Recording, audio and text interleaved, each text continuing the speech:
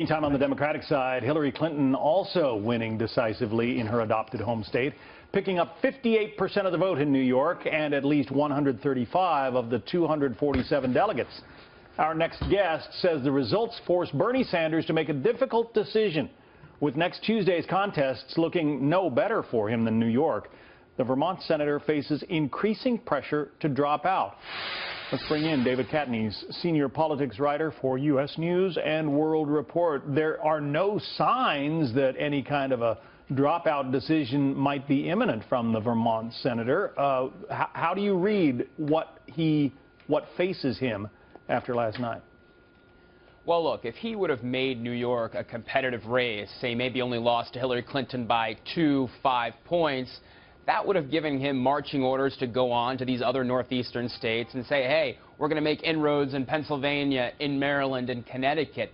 But the fact that he got walloped last night, and walloped pretty much, with the demographics that he needs to do better with, needs to show improvement with Latinos, African Americans, and women, the core of the Democratic base, that makes it a lot tougher for him to make an argument, a rationale to soldier on. His campaign has been saying, we're going to go all the way to California, we're going to go all the way to June, and then fight it at the convention. But now he's facing the question of where can he win to make that rationale palatable going forward. But, if you're Bernie Sanders, I think he had won, 8 out of 9 of the previous contests? Yes, he loses New York, which is a very big prize, but he had a lot of momentum going into last night. He did, but what we're seeing is there hasn't been a lot of momentum on either side that's been carried over from a previous victory. And frankly, a lot of Sanders' wins have been in smaller states. They've been in caucus states with fewer voters, or the electorate is whiter.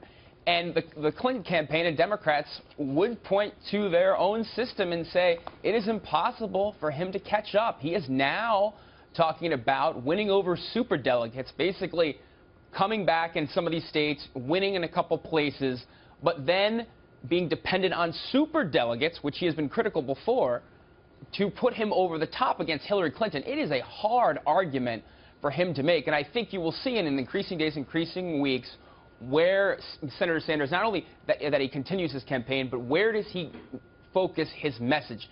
Is he as personal and tough on Hillary Clinton as he has been in the past 2 weeks, or does he draw back and focus on his issues only and his movement? What about on the Republican side? We heard something of a different tone from Ted Cruz last night. Is that an acknowledgement that victory is beyond his grasp at this point, or is it something else? I don't think it's an acknowledgement of that. I was just struck by Cruz's tone last night in Philadelphia, looking ahead to the next series of states in the Northeast where he does need to do well against Trump. This was Cruz invoking JFK, Ronald Reagan, and Bernie Sanders. He's saying, hey, I'm an outsider too, just like Bernie Sanders. We're both fighting the system. Come with me, join with me, and unify to save the Republican Party.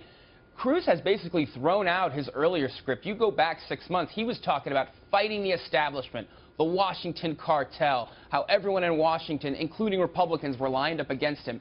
Now he is trying to look more statesman-like vis-a-vis Trump, and is becoming the unifier. It is a new, different tone from Cruz, and I think it's going to be fascinating to see if he continues with that to try to defeat Trump in these next series of primaries over the next week. So it's looking an awful lot like the two people who won the Democratic primary, Hillary Clinton and Donald Trump, are going to be the nominees of their respective parties. In all the polling that we've seen so far, Donald Trump loses to Hillary and loses badly. Can he turn that around?